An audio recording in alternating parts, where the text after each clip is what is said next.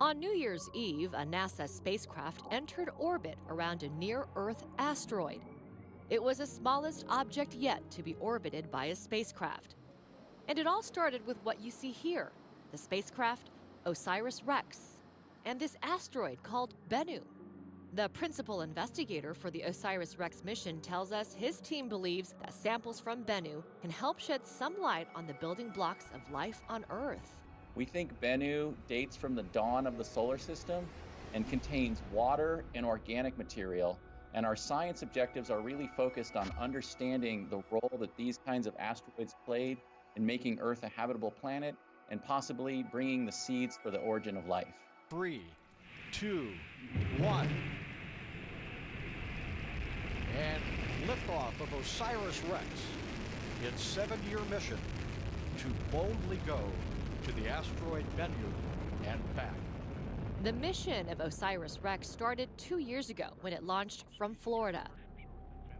It arrived at Bennu a month ago and is now orbiting the space rock about 500 meters wide. That's just a little taller than the Empire State Building. For the next year and a half, the spacecraft will study Bennu from above. So far, it's already discovered water on the asteroid.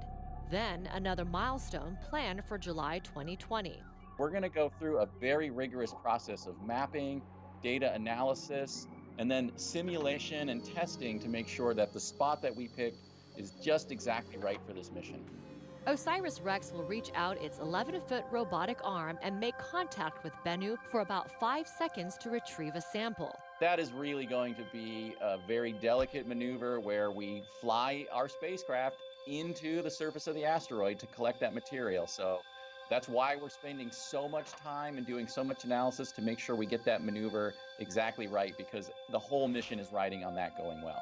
That sample will be sent back to Earth, landing in the desert of Utah in 2023, a moment 7 years in the making. Loretta tells us he can't wait.